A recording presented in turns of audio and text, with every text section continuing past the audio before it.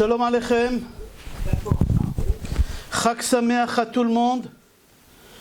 On est la Hiloula de Rabbi Shimon Bar Yochai. C'est un jour de fête. J'espère que vous avez eu le temps d'allumer les bougies, les Hilou Nishmat Rabbi Shimon Bar Yochai. Alors, on va commencer le cours évidemment avec une histoire sur Rabbi Shimon Bar Yochai. Et après, on va commencer le cours.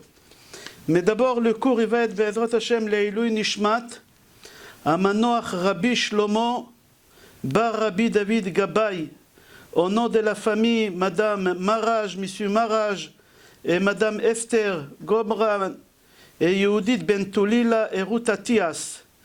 Et aussi à la mémoire de la petite fille qu'elle s'appelle Karine Sarah Salem, à la mémoire de son grand-père Shimon ben Rachel ben Chamou.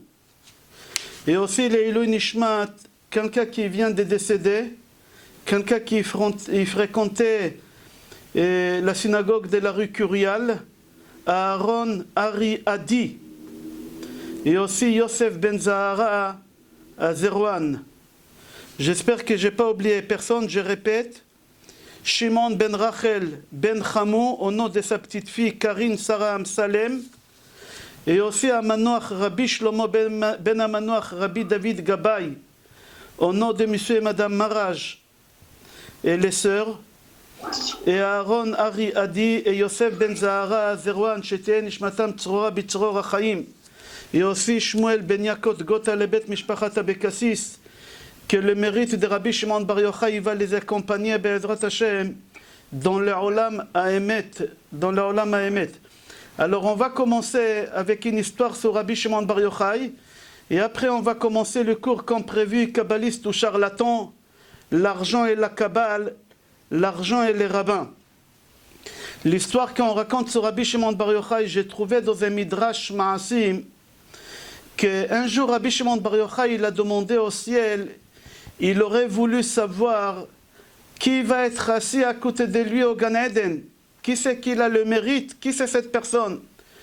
Et on a dit à Rabbi Shimon Bar Yochai que ça va être un boucher. Quelqu'un, un boucher, un homme simple. Et Rabbi Shimon Bar Yochai voulait savoir qui c'est ce boucher-là qui va être à côté de lui. Il est parti un peu espionner. Il a vu qu'il n'a rien de spécial. Il était étonné, il est parti chez lui. Il a commencé à lui poser des questions. Il a dit, qu'est-ce que tu fais? Qu'est-ce que tu as fait? Et lui, il est en train de lui dire qu'il est tout simplement boucher, et sans plus. Il lui dit, mais tu fais des mitzvot, tu as fait quelque chose dans ta vie, tu étudies. Il a dit, étudier, non, je ne sais ni lire, ni écrire, je ne sais pas étudier la Torah. Alors il s'est demandé à Rabbi Shimon Bar Yochai, tu fais quand même des mitzvot? Il dit, oui, je donne un peu la tzedaka, je ne suis pas très riche, mais je donne la tzedaka. Mais Rabbi Shimon Bar Yochai, il n'a pas lâché, jusqu'à qu'il a dit à Rabbi Shimon Bar Yochai, avant j'étais quelqu'un très très riche. Et un jour, il y a un capitaine, vous savez, à l'époque, il y avait des gens dans la mer qui kidnappaient des gens des autres bateaux. Et il y a un capitaine qui a kidnappé 200 juifs dans un bateau. Il est venu me voir, comme il savait que j'ai l'argent. Il m'a dit, je te vends les 200 riches, tu les achètes? Et moi, je n'ai pas voulu parce que c'était une grande somme. Mais comme j'ai vu qu'il va jeter toutes ces personnes à la mer, il va les tuer. Moi j'ai dit, je préfère donner tout mon argent et sauver les 200 juifs. Et c'est ça qu'est-ce que j'ai fait, j'ai donné tout mon argent. Mais ce n'est pas fini. Il a fait encore une mitzvah beaucoup plus grande que ça. Quand il a fait sauver ces 200 personnes, il a dit, il a repéré une fille qu'elle avait 20 ans, une jolie fille de 20 ans, parmi ce groupe qu'elle était pudique, qu'elle était mignonne. Et il a dit, pourquoi pas pour ma fille? Et je me suis occupé de cette fille, je l'ai nourrie, je l'ai habillée. J'ai tout fait pour cette fille-là, jusqu'à que j'ai préparé le mariage. Et je me suis rendu compte quelques heures avant le mariage que la fille, elle est triste.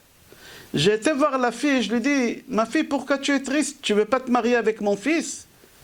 Et la fille, elle m'a dit, je ne sais pas comment vous dire après tout qu'est-ce que vous m'avez fait, mais je suis fiancée. Il y a un garçon parmi les 200 que vous avez sauvés, c'est mon fiancé. Alors lui, quand il a entendu ça, il est parti voir le fiancé pour le convaincre d'être d'accord, de laisser la fille et qu'elle se marie avec son fils. Et le garçon, il a dit qu'il aime. Il a dit à Rabbi Shimon Bar Yochai, qu'est-ce que j'ai fait? Tout qu'est-ce que j'ai préparé pour mon fils pour le mariage? Tout qu'est-ce que j'ai préparé, le costume, la salle, j'ai tout donné à ces garçons-là. Et j'ai marié cette fille-là avec ce garçon et je leur ai fait un mariage exactement comme pour mon fils, je leur ai tout donné. Et Rabbi Shimon Bar Yochai, quand il a entendu la mitzvah que cette personne elle a fait, alors il a dit, je suis heureux que tu sois à côté de moi dans le Olam Haba. Parce que ce n'est pas la barbe qu'elle compte. Ce n'est pas les connaissances de la Torah qui comptent. Qu'est-ce qui compte, c'est qu'est-ce qu'il y a à l'intérieur. Tu peux avoir une grande barbe, tu peux avoir un grand chapeau, et à l'intérieur, tu es tout pourri. Tu peux avoir une perruque, mais être pourri à l'intérieur. Rabbi Shimon Bar Yochai, il a dit à Kadosh Baruch Hu, il cherche quelqu'un qu'on l'appelle Lev Nishbar Venitke Elohim lo tivze. C'est quoi Lev Nishbar Venitke? Un cœur brisé, un cœur qui fait des bonnes actions, des mitzvot. C'est ça qu'est-ce qu'Akadosh Baruch Hu veut à côté de lui. Et quelqu'un qui a fait un acte pareil, qui a sauvé 200 personnes, il a donné tout son argent pour les sauver, il n'avait plus rien du tout. Et après tout ça, il a cru que parmi les filles, il y a une fille qui elle va se marier avec son fils. En fin de compte, il s'est rendu compte que cette fille, elle est fiancée. Et il a tout donné à ces deux personnes-là pour qu'ils se marient. Rabbi Shimon Bar Yochai, il a dit que son Be'ezrat Hashem, je suis content qu'il est à côté de moi au Gan Eden. Alors ici en France, je ne sais pas en Israël si la nuit elle est tombée. Ici en France, il fait encore jour, encore quelques heures. Alors on a encore cette chance de pouvoir parler avec Rabbi Shimon Bar Yochai. Alors Be'ezrat Hashem, grâce au mérite de ces shiur qu'on va faire, il va être à la mémoire de toutes les personnes qu'on a citées. Et Be'ezrat Hashem, refoua shlema, refoua nefesh, refoua gouf, lekol cholé, amecha Israël. Alors maintenant, on va commencer le cours et on va essayer de répondre sur des questions que les gens se posent pour essayer de faire la distinction entre quelqu'un de bien, un barbu de bien, et un barbu qui n'est pas bien, qu'il faut faire très attention. Mais d'abord, on va essayer d'expliquer c'est quoi la Kabbale. Il y a quelqu'un qui vient et tu dis je suis kabbaliste. C'est quoi kabbaliste? Même Madonna, elle s'est dit qu'elle est kabbaliste. Même elle avait un centre là-bas à Los Angeles à l'époque. C'était une mode dans le monde de porter un fil rouge à la main et dire que je suis kabbaliste, etc. C'est quoi un kabbaliste? Il y a beaucoup de gens qui se font appeler kabbalistes. Et c'est des rigolos. Deuxième chose, c'est quoi une Kabbalah pratique? C'est-à-dire, on pratique la Kabbale. Il y a des gens qui pratiquent la Kabbale. Troisième question, est-ce que c'est Rabbi Shimon Bar Yochai qui a écrit le Zohar? Nous tous, on sait que c'est Rabbi Shimon Bar Yochai. Mais c'est le bruit qui est court. Est-ce que c'est Rabbi Shimon Bar Yochai lui-même qui a écrit le Zohar, une partie du Zohar? Est-ce que c'est lui, c'est son fils? Est-ce que c'est ses élèves?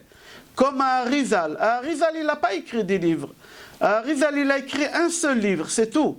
Tous les livres qu'il y a sur les Arizal, c'est ses élèves qui les ont écrits. Et c'est lui qui a écrit beaucoup de livres. Tout ce qui est Arizal, il a dit, c'était Rabbi Haim Vital, Ma'arachu. Alors, est-ce que le Zohar HaKadosh, c'est Rabbi Shimon Bar Yochai qui l'a écrit?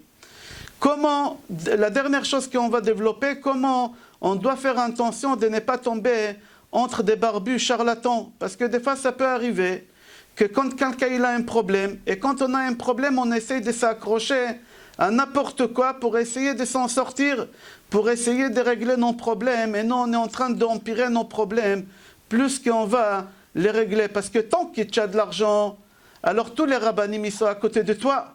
Dès que tu n'as pas d'argent, personne ne te regarde. Et je vais raconter une blague, mais cette blague, c'est la réalité. Un jour, il y a une femme, elle a accouché un bébé, et elle est partie voir un rave. Et elle a dit, monsieur le rave, vous pouvez faire une prière à mon fils qu'il soit collé quand il va grandir, qu'il soit collé toujours à des rabbins. Je veux que mon fils il soit collé à des rabbins. Le rabbin, il a dit, d'accord, viens, je le bénis. Et il a pris le bébé, il l'a béni, il lui a dit, je te souhaite être riche. Alors sa mère, elle a dit, je ne veux pas qu'il soit riche, je veux qu'il soit collé au rabbin. Alors la mère, elle lui dit, ne t'inquiète pas, s'il est riche, les rabbins ils vont se coller à lui. Alors il y a des rabbanim, quand on dit des rabbanim qui se collent à la personne, parce qu'il y a des choses à tirer. Alors tant qu'il y a des choses à tirer, alors on se colle.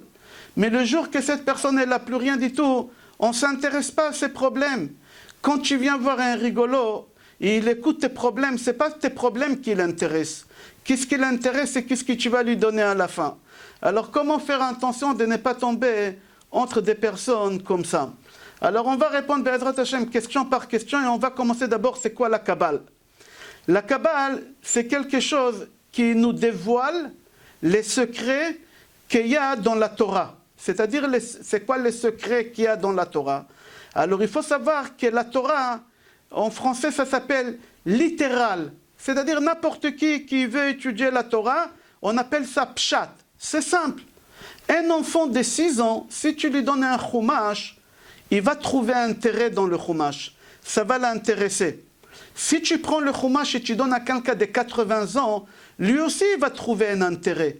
Il n'y a pas un livre au monde que quelqu'un de 6 ans et quelqu'un de 80 ans, ils vont trouver un intérêt. La preuve, je te donne un livre à ton âge d'un enfant de CP, tu vas le jeter, tu vas me dire, tu te moques de moi? Aussi, je vais donner à un enfant un livre de quelqu'un de 80 ans. L'enfant, il ne va pas comprendre ce qui est marqué là-bas. C'est-à-dire, les livres, ils sont adaptés à l'âge de la personne, à la sagesse de la personne. Mais la Torah, c'est quelque chose qu'on n'arrive pas à comprendre. Elle est adaptée à n'importe quel âge.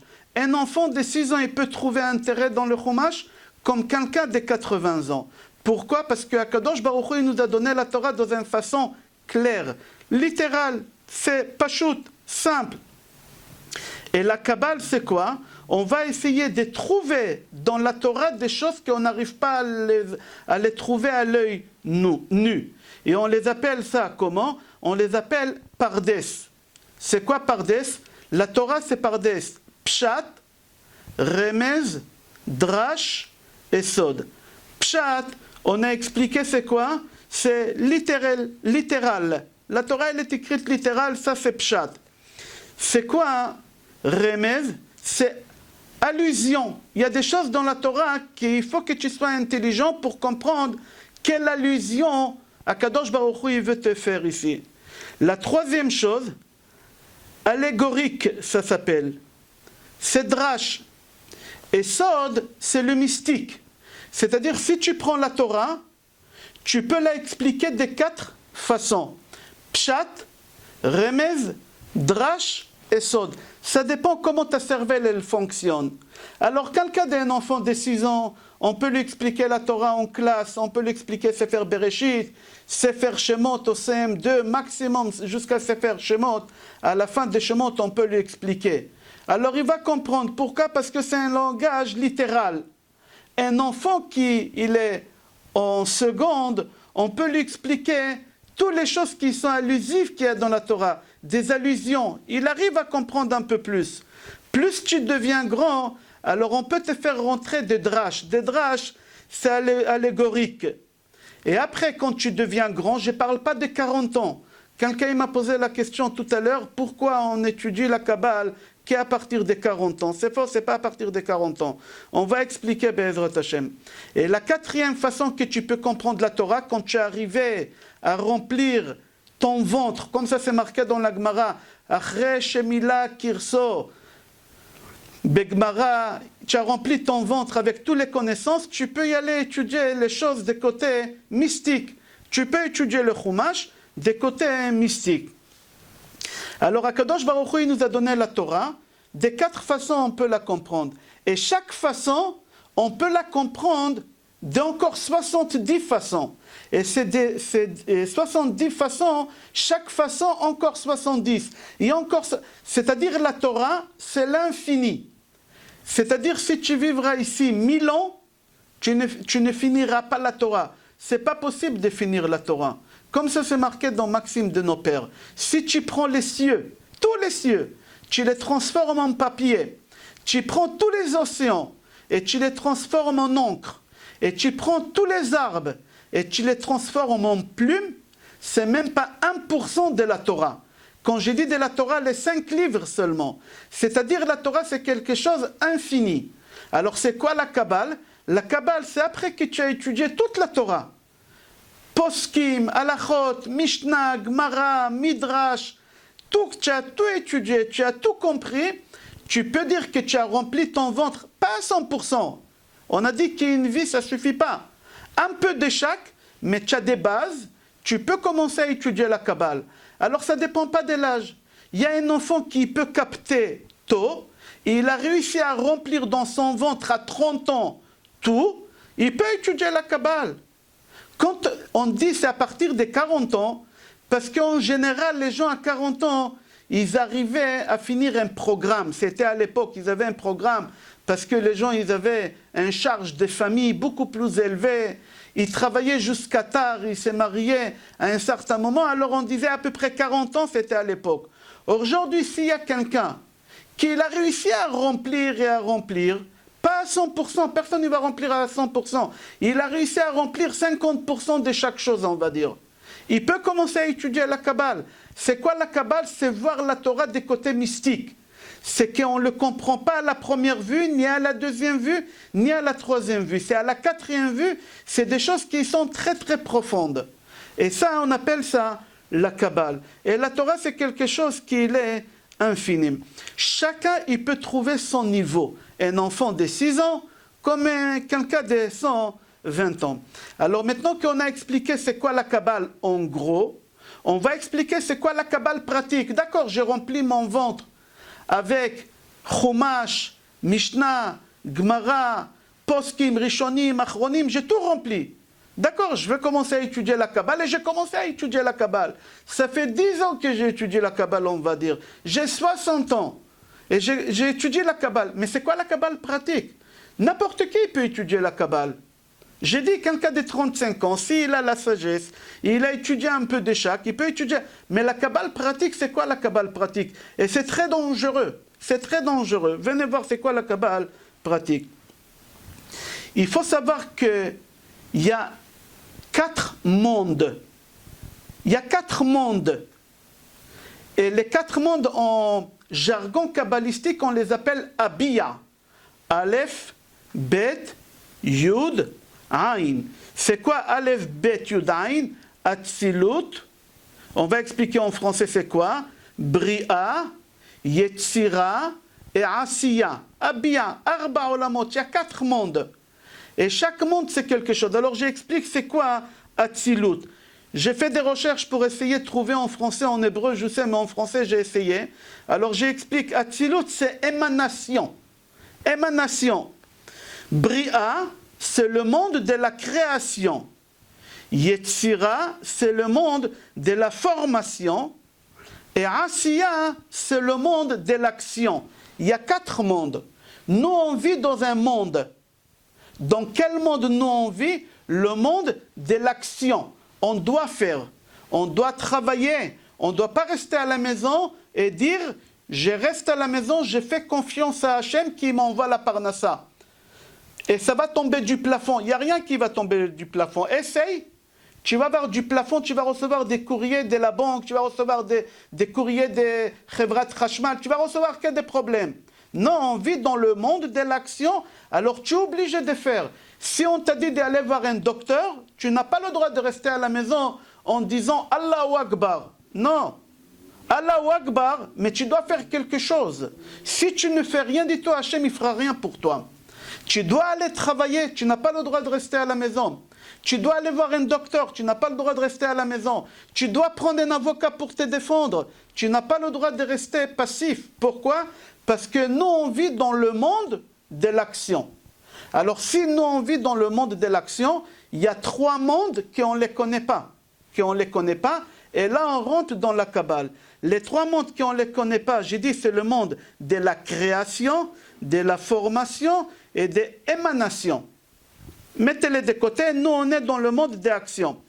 Alors maintenant, quand quelqu'un il dit qu'il pratique la Kabbale, avec quel monde il utilise pour faire changer la nature? Tu peux appeler ça ou un sorcier, parce qu'il dit qu'il utilise la Kabbale, mais il ne veut pas dire qu'il est sorcier, mais en réalité il est sorcier. Il utilise dans l'impureté les choses.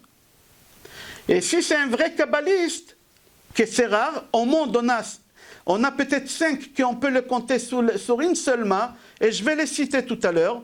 Il y en a 5 comme ça dans le monde qui ne pratiquent pas, mais ils peuvent pratiquer, qui ont cette possibilité de pratiquer. Alors les personnes qui pratiquent des choses, eux ils utilisent des anges du monde de la Yetzira, de la formation. Et dans ce monde-là, il y a des anges négatifs et positifs. Un vrai kabbaliste, s'il utilise la kabbale pratique, alors il utilise dans le monde de la formation, mais il utilise des anges bons. Quelqu'un qui se dit kabbaliste, mais il est faux kabbaliste, lui, il utilise les démons qui se trouvent dans le monde de la formation. Alors, toutes ces forces-là, négatives et positives, ils ne viennent pas de notre monde. Nous, on vit dans un monde de l'action. C'est un monde simple.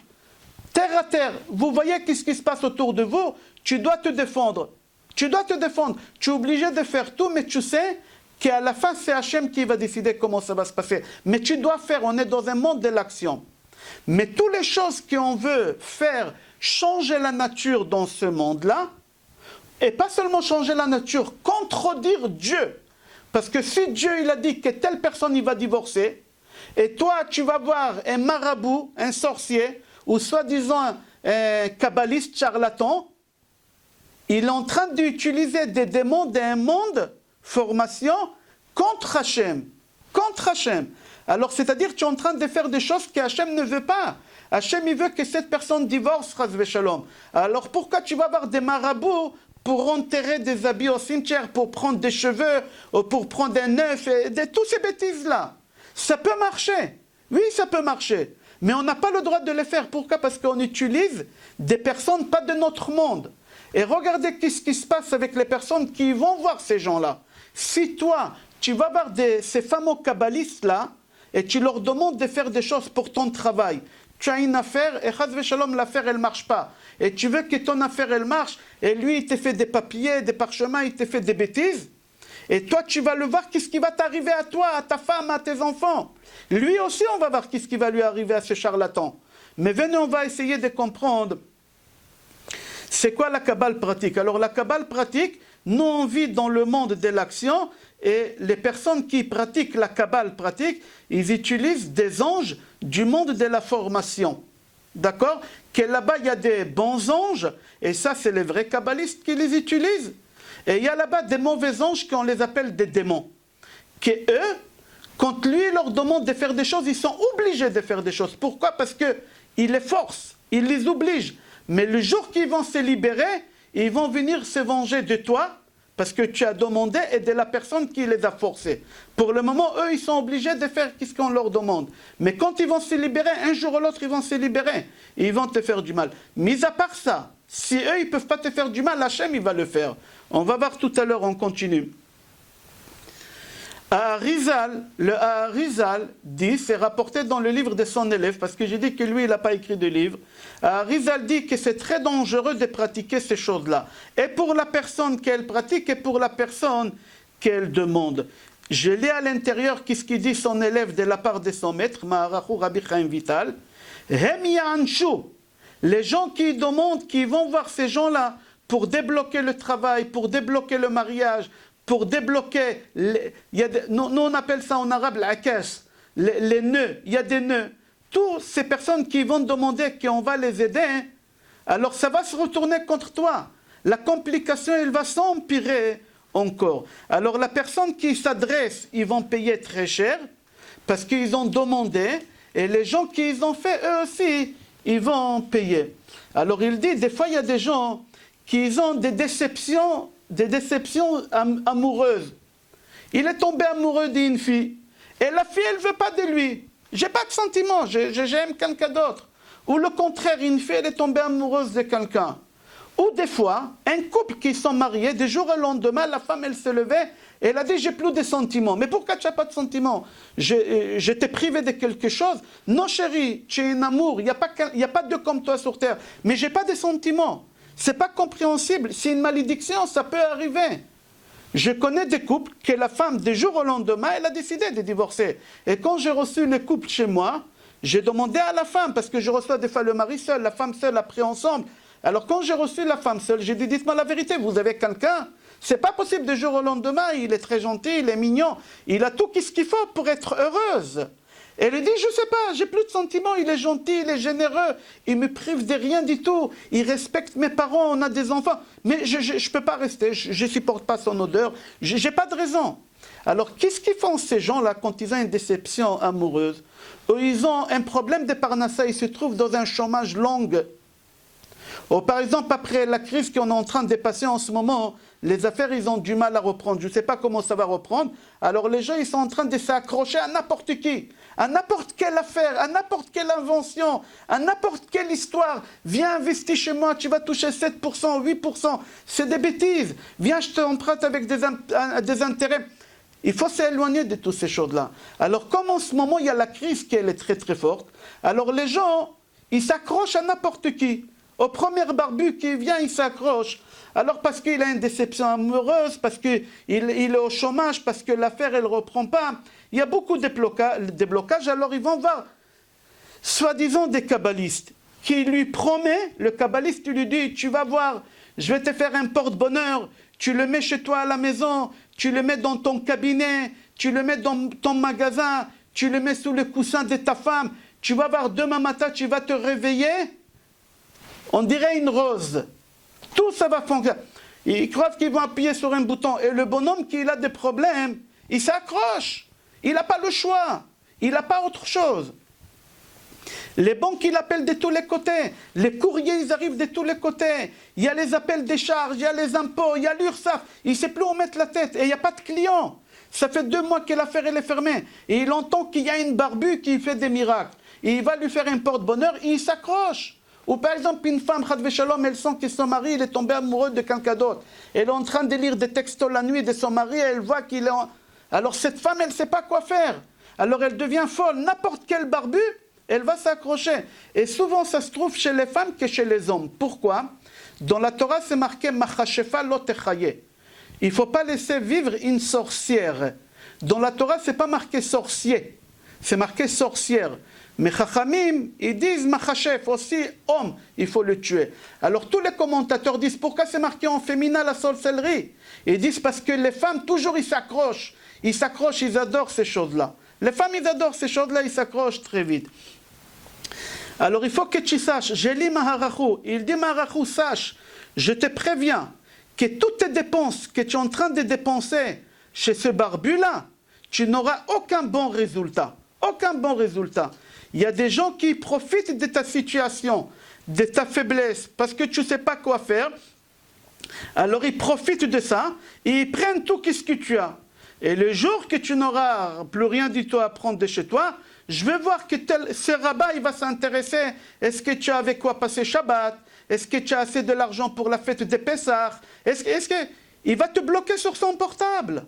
Il va te bloquer ça. Pourquoi? Parce que tu ne l'intéresses plus. Moi, tu m'intéressais quand tu avais quelque chose à me donner. Le jour que tu n'as plus rien à me donner, alors tu ne m'intéresses plus, tu me coûtes de l'argent, tu me pompes de mon temps. Et je n'ai pas du temps à te donner. Il faut faire très attention, c'est Maharachu qui dit ça. Et je continue encore Maharachu.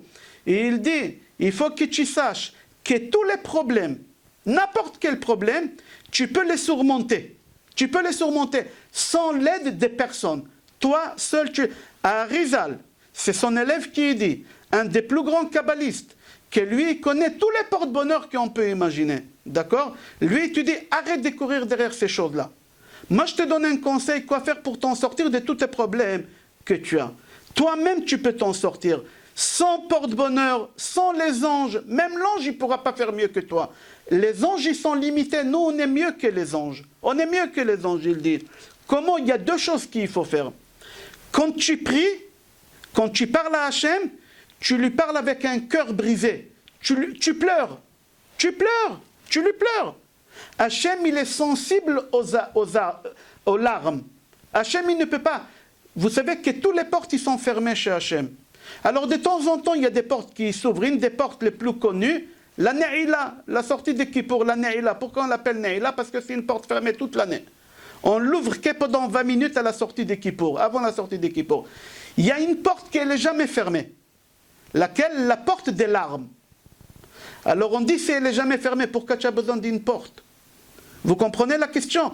Moi, si j'ai une porte que je la ferme jamais, j'enlève la porte, je démonte la porte, je la mets dans la cave. Comme ça, j'ai de l'espace. Alors si Hachem ne ferme pas cette porte jamais, pourquoi il a besoin d'une porte? Alors Chachamim, ils répondent, ils disent, il y a des moments qu'Hachem il ferme la porte. Quand tu n'as pas écouté, tu es parti voir un charlatan, et tu es parti voir un rigolo, et tu t'es fait avoir et tu pleures, Hachem il te dit c'est bien fait pour toi, je te ferme la porte. Il ne fallait pas le faire, je t'ai prévenu qu'il ne faut pas faire ça. On t'a prévenu. Pourquoi tu as fait ça? C'est ton problème. Alors la porte elle est là, elle ne se ferme jamais. Quand on pleure avec des larmes du fond du cœur, Akadosh Baruch Hu, qu'est-ce qu'il veut de nous? C'est marqué dans Tehillim, David Amelech. Lev nishbar venitke Elohim lo tivze. Lev nishbar, un cœur brisé, c'est la chose la plus entière qu'il y a dans le monde, que Hachem ne te rejettera jamais. Quand tu vas devant Hachem, tu n'as pas besoin de prendre Tehillim. Tu n'as pas besoin de savoir prier. Tu n'as pas besoin de prendre un livre de prière.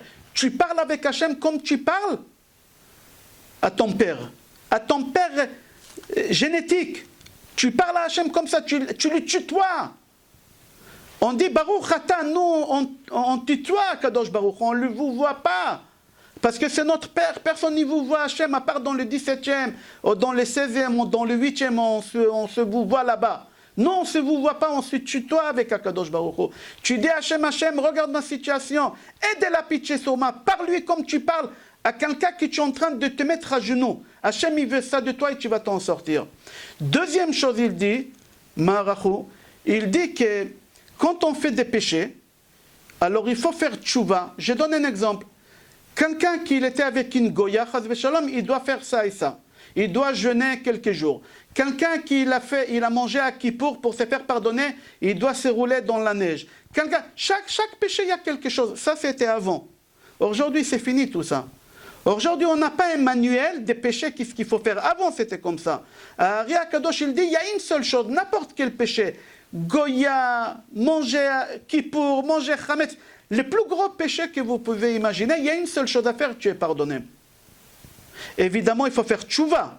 Tchouva, c'est regretter au passé, s'engager au futur et demander pardon. Ça, c'est le minimum. Mais Akadosh Baruch Hu, il te pardonne à partir du moment que tu participes dans des cours de Torah. Pas des cours de Torah qui on raconte des histoires. Ça, c'est n'importe quoi. Ça ne s'appelle pas la Torah des histoires. Un cours de Torah que tu es en train de te concentrer, essayer de comprendre. Tu prends un Gemara, un Dafayomi, tu prends sur toi. Tous tes problèmes, ils vont être résolus. Tous tes problèmes, ils vont être... Comme ça, il dit à Rizal, je répète à l'intérieur. Rizal dit, Efshar lidgaber al kol hamatzavim. Tu peux surmonter toutes les situations que tu peux imaginer. La pire des situations. Bischut atzmo, grâce à toi-même. Tu n'as pas besoin, lo kamiot velo malachim. Pas des porte-bonheur et pas des anges. Et évidemment, pas les barbus. Tu n'as pas besoin. Comment? Al-edet tfilot belev nishbar venitke. Shenemar lev nishbar venitke Elohim lo tivze. Il dit avec un cœur brisé, tu parles avec Hachem. Pas avec un Tehillim, on n'a pas besoin de toi que tu pries mot à mot. Parle à Hachem comme tu parles à ton père biologique. Comme ça tu parles à Hachem. Et tu as un cœur brisé et tu pleures, il n'y a rien qui peut résister devant Hachem. Deuxième chose, Torah. Et tous tes problèmes, ils ont résolu. Tu vas voir des miracles. Tu vas voir des miracles. On continue. À Rizal, dans le livre Sha'arei Kedusha, je donne les références comme ça. Tout ce que j'ai dit, c'est dans le livre de Sha'arei Kedusha, Chelek Gimel Sha'ar Vav. Et aussi dans Sha'ar Ruach HaKodesh, page 11, Yud Aleph. Et il dit, quelqu'un qui l'accepte de n'importe qui un porte-bonheur, il faut qu'il sache Hafuch ve'hafuch al atzmo. Il inverse la situation, il empire la situation sur lui. Veshum tov lo yelo. Aucun bien tu vas voir de cette chose-là. Et il dit, et sache, tous les porte-bonheur, ils sont faux. Il n'y a pas de vrais porte-bonheur. Je ne parle pas les porte-bonheur qu'on a de Rav Kadouri, Zichrono Livracha, de Rav Sharabi, Zichrono Livracha, où aujourd'hui il y a des vrais kabbalistes, je dirai tout à l'heure leur nom. Je parle d'eux, mais eux, ils ne font pas des camiotes. Ils ne font pas des camiotes. Ils ne font pas des camiotes. Pourquoi? Pour la simple raison, Ari Akadosh dit que ça va se retourner. Ça va se retourner contre toi. Et aucune bonne chose. Et tous ceux qui écrivent les camiotes, les noms des malachim, ils sont faux. Ce n'est pas des vrais noms. Et tu n'as pas le droit de les garder. Et pourquoi? Il dit par force. Le mal, il va courir derrière toi. Le mal, il va courir derrière toi. Mis à part tout le mal que tu te fais à toi-même, et tu seras puni en enfer, et mis à part en enfer, même dans ce monde. Vekabalahi beyadeno, Arizal il dit, j'ai testé, j'ai vu, Arizal c'était un des plus grands kabbalistes, après Rabbi Shimon Bar Yochai, il dit, j'ai testé, j'ai vu, Ya'ani, ou Ozaro, je te garantis, tu vas devenir pauvre, tu vas faire la manche, si c'est pas toi, c'est ton fils, c'est ou la première génération ou la deuxième génération.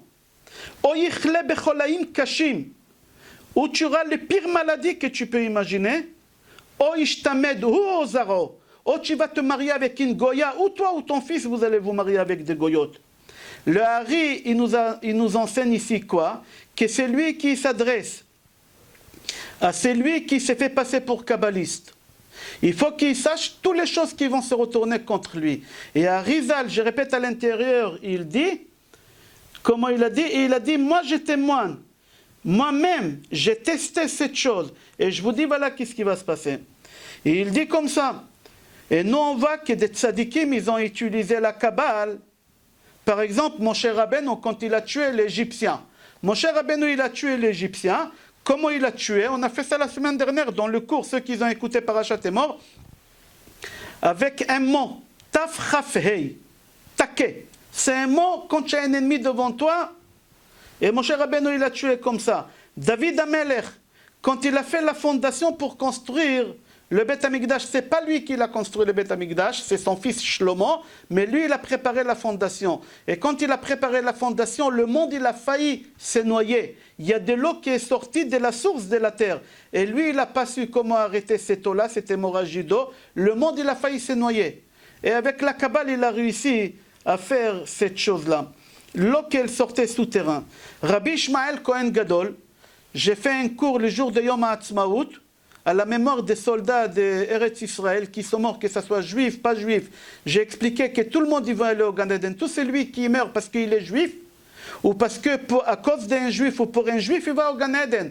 Alors tous les soldats qu'on a en Israël, qui sont morts pour la terre d'Israël, que ce soit des Russes, il y a beaucoup de Russes, ou des Druzes, beaucoup des Arabes aussi, ils vont au Gan Eden aussi, ceux-là. Alors il dit Rabbi Ishmael Cohen Gadol, dans le cours là-bas j'expliquais qu'il est monté au ciel, pour voir est-ce qu'on peut faire quelque chose contre les 10 martyrs. Il pouvait faire quelque chose, mais il voulait demander l'autorisation. Il a dit le nom de Hachem, il est monté au ciel. Et là-bas, il a vu Gabriel. Regardez là-bas le cours que j'ai donné là-bas. Alors il dit à Arizal, tu vois qu'il y a des gens, des rabbinim qu'ils ont utilisé. Mis à part ça, Yosef, ses frères, ils ont utilisé le livre Sefer HaYetzira. Sefer HaYetzira, c'est un livre qu'Avraham Avinu il a écrit, et dedans, il y a tous les codes. Tous les codes de la Kabbale, de la création, si tu sais utiliser ce livre-là, tu peux créer. C'est les codes que Hachem il a utilisés pour créer l'homme, pour créer l'animal, pour créer le monde. Et c'est comme ça qu'on a créé le golem. Et c'est comme ça qu'on a ressuscité des morts. Dans la Gemara, on voit des gens qui ont ressuscité. C'est-à-dire, le livre, tu peux le trouver. Mais les codes, ils ont changé le code. Personne n'y connaît le code. Ça, qu'est-ce qu'il dit à Rizal? On continue. Alors je suis arrivé à ça. Aujourd'hui, il y a des vrais kabbalistes. Des vrais kabbalistes. Mais si vous allez les voir, ils vont vous faire une bracha. Mais c'est des vrais kabbalistes qui connaissent toute la Kabbale. La pratique et les études. D'accord? Mais ils ne vont pas te faire des camiontes. Ils ne vont pas te faire des camiontes. Parce qu'ils savent qu'on n'a pas le droit. C'est des vrais kabbalistes. Il y a par exemple Rav Yaakov Hillel. Rav Yaakov Hillel à Yerushalayim. C'est un vrai kabbaliste. Talmid Chacham Gadol. Il y a Rav David Batzri. Rav David Batzro, c'est un vrai Talmid Chacham, un vrai tzaddik, un vrai kabbaliste. Moi, j'ai vu de mes propres yeux, même Rav Yaakov Hillel, j'ai vu de mes propres yeux, qu'il a enlevé, Rav David Batzri, qu'il a enlevé des dibouks à quelqu'un ici en France, devant moi. Il a enlevé un dibouk à quelqu'un. On continue. Alors, moi, je te préviens, je te dis, que eux, les personnes que j'ai citées, ils ne vont pas te faire rien du tout. Parce que, regardez ce qu'il dit Rav Yaakov Hillel Shlita dans son livre Vayashov Vayam. Là-bas, il parle très longuement sur les porte-bonheur que les fameux rabbins donnent à des gens. Et il dit qu'il y a des gens qui profitent de la situation de détresse où tu te trouves.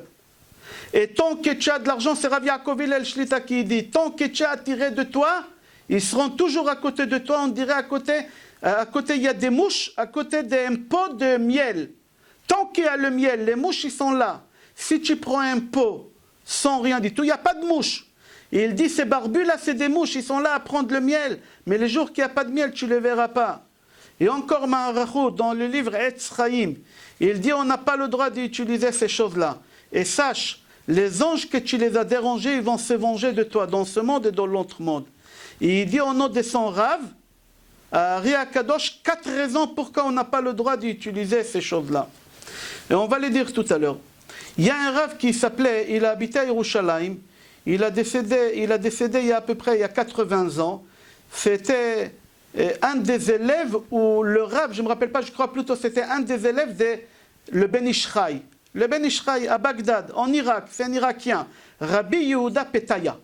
Rabbi Yehuda Petaya, c'est le grand-père de Rabbi David Batzri. C'est son grand-père. D'accord? Lui, il a écrit dans son livre Bethlehem Yehuda. Il a écrit beaucoup de livres qui font peur à Ruchot Mesaprot. C'est lui qui sait lire en hébreu. Lisez son livre. Il y a partout à Ruchot Mesaprot. Ça fait très peur, ces livres-là. Et lui, dans son livre Bethlehem Yehuda, il dit, je te conseille, et écoute-moi bien qu'est-ce que je te dis. Va voir des rabbins qui étudient toute la journée. Va voir des rabbins. Il y a des rabbinim. Toute la journée, ils sont dans des avions. Ils vont d'un pays à un autre pays pour régler des problèmes des gens. Et il dit, c'est des gens qui n'ont pas le temps d'étudier la Torah. Alors quelqu'un qui n'a pas la Torah, il ne peut pas t'aider. Il est en train de t'aider à soulager ton portefeuille seulement. Comme ça, lui, il dit. Si tu veux demander une vraie bracha à un rav, va voir un rav qui étudie la Torah jour et nuit. Parce qu'il n'y a que la Torah qui peut t'aider. Et si tu ne peux pas aller ces rabbanim-là, par exemple, Rav Kanievski Shlita, qui étudie la Torah jour et nuit. Il y a des rabbanim qui étudient jour et nuit la Torah.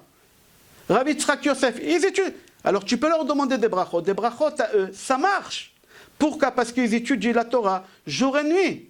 Alors tous ceux qui n'étudient pas la Torah et qui reçoivent des gens, ils t'annoncent à l'avance la somme qu'il faut payer. Il dit, éloigne-toi comme de la peste, il dit.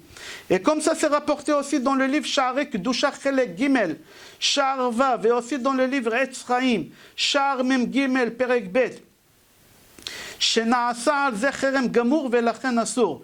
Il dit que le Hari Akadosh, avant de mourir, il a laissé une malédiction sur terre. Cette malédiction, elle va courir tous les gens qui vont faire ces choses-là. Toutes les personnes qui vont demander à aller voir des barbus comme ça pour régler des problèmes, sache, je laisse une malédiction qu'elle va courir derrière toi. Personne n'y peut t'aider. Il ne faut pas utiliser ces choses-là parce que c'est contre la Torah. Qu'est-ce qui veut dire le mot mechachef? Mais prenez un dictionnaire, regardez c'est quoi mechachef. Mechachef littéral, ça veut dire sorcier. Mais qu'est-ce qui veut dire le mot sorcier en hébreu mechachef? Mechachef c'est l'archive, contredire. Tu contredis Hachem. Hachem il a dit que cette personne, il va divorcer, et toi tu es en train de faire qu'il ne divorce pas. C'est possible que ça va marcher, mais Hachem il ne veut pas cette chose-là. Alors tu es en train de contredire Hachem. On raconte sur le Baal Shem Tov, quand il était jeune, il était en danger de mort. On a voulu le tuer. Alors lui, qu'est-ce qu'il a fait pour avoir la vie sauve? Il a dit le nom d'un ange, et il s'est évaporé d'un endroit à un autre endroit. Ça s'appelle Kfitzat Aderer. Il est parti, et les goïms, ils n'ont pas pu lui faire du mal. Toute sa vie, il a raconté cette histoire, il a dit, je regrette ce que j'ai fait. Je regrette, toute sa vie, il a regretté. Jusqu'à qu'un jour, il était dans la même situation, et il a réussi à s'en sortir sans utiliser la Kabbale, par lui-même, par sa foi. À partir du moment que tu as la foi, que tu te dis, je suis entre les mains de Hachem, et personne n'y peut rien contre moi. C'est quoi la Emouna? Il y a Emouna et Bitachon. Les gens ils croient qu'ils savent c'est quoi la Emouna et Bitachon. Pas du tout. C'est quoi Emouna? Emouna en 2 mots. Tout ce qui m'arrive, c'est Hachem qui le fait. Si mon associé il m'a volé, il m'a ruiné, c'est pas lui. C'est Hachem, mais seulement Hachem il a utilisé. Alors j'ai pas la haine contre lui. Même que j'ai du mal à avaler cette chose, il m'a ruiné une société. Mais j'ai pas la haine contre lui. Ma femme en partant, elle a pris les gosses, elle a pris la maison, elle a pris ma peau, elle m'a arraché la peau. C'est pas ma femme, c'est pas ses avocats. Mon docteur, il m'a raté. Non, c'est quoi la foi? Même le moment pire de ta vie, toujours tu vois Hachem. Tu vois Hachem. Ça, c'est la foi. Alors si Hachem, il veut que tu traverses cette chose, dresse-toi à Hachem. Ça, c'est la foi. Et c'est quoi Bitachon? Bitachon, j'ai fait confiance à Hachem qui me donne ce qui est bien pour moi. Ce qui n'est pas bien pour moi, qu'il est loin de moi. Alors si tu vis avec la foi comme il a fait le Baal Shem Tov, Tu n'as pas à avoir peur, tu n'as pas besoin de personne. Tu te mets entre les mains d'Hachem, tu pleures, tu lui parles, tu fais couler des larmes, tu n'as pas besoin de lire des prières comme ça, tu n'arrives pas à lire en hébreu en plus. Parle-lui, c'est la plus belle prière, c'est de lui parler. Moi, quand je monte au lit, tous les soirs quand je monte au lit, surtout ces derniers temps, j'ai fait Shema Israël devant la fenêtre et je lève les yeux et j'ai dit à Hachem, Papa, je te souhaite une bonne nuit, que tu passes une nuit silencieuse, avec la situation que le monde il est en train de traverser. Combien de veuves jeunes, le pauvre, ils n'arrivent pas à dormir la nuit. Combien de femmes ils pleurent, Hachem, tu ne dois pas dormir toi non plus. Combien de personnes qui n'ont pas de parnassa, ils se sont ruinés à cause de cette situation. Combien il y a des hommes qui ne dorment pas à cause de cette situation. Alors Hachem, on ne te laisse pas tranquille. Je te souhaite, Hachem, que tu... Je lui parle. Prenez-moi pour un fou. Mais c'est la plus belle prière quand je monte au lit. Baruch Hachem, je suis content que j'ai pu lui parler comme ça. Vous pouvez rigoler, mais c'est la plus belle chose au monde que Hachem il aime, c'est qu'on se met entre ses mains et qu'on lui parle. C'est ça qu'est-ce que Hachem il attend de nous. Rav Ovadia Yosef Zatzal, dans son livre Anaf Etz Avot, ils l'ont traduit en français, vous pouvez le trouver dans toutes les librairies ici en France. Anaf Etz Avot, dans page 301, il rapporte là-bas une Mishnah dans Maxime de nos pères. Vous pouvez ouvrir Maxime de nos pères, vous avez Patach Eliyahu en français. Chapitre 1, Mishnah 13. Qu'est-ce qui est marqué là-bas? C'est lui qui utilise les noms des anges pour faire quelque chose. Voilà qu'est-ce qui va se passer. Regardez la Mishnah, je ne veux pas vous dire, mais regardez la Mishnah. Chapitre 1, Mishnah 11. Et Rav Ovadia Yosef Zatzal, il développe ça dans son livre qu'il a traduit en français. Je continue Rav Ovadia Yosef dans son livre, page 301. Vous pouvez trouver cette histoire que je vais vous raconter en français. Il raconte là-bas une histoire d'un Rav qui s'appelle Rabbi Avraham ben Moussa. Il y a beaucoup de Juifs ici en France, de Tunisia ben Moussa.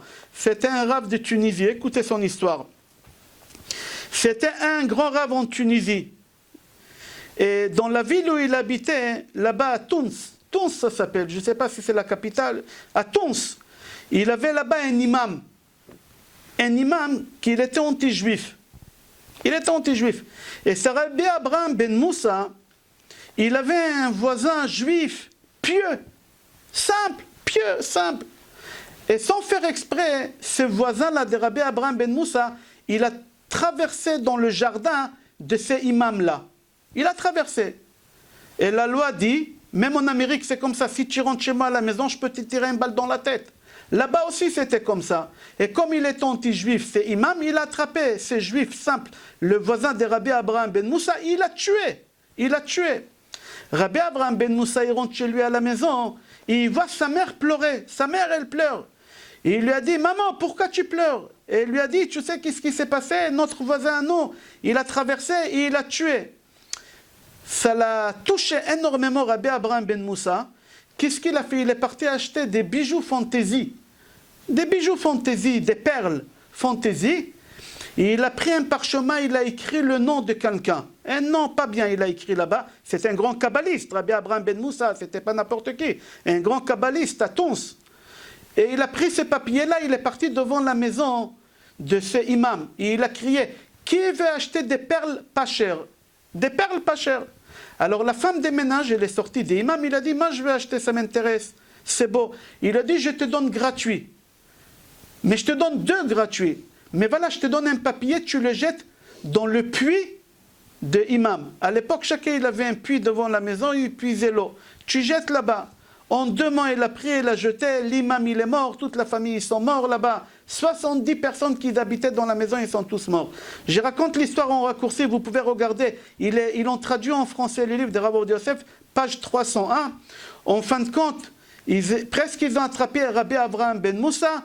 Il est parti, il a quitté. Touns, il est parti dans une autre ville, à Tunisie. Ce n'est pas marqué ici où il est parti. Qu'est-ce qu'on voit ici?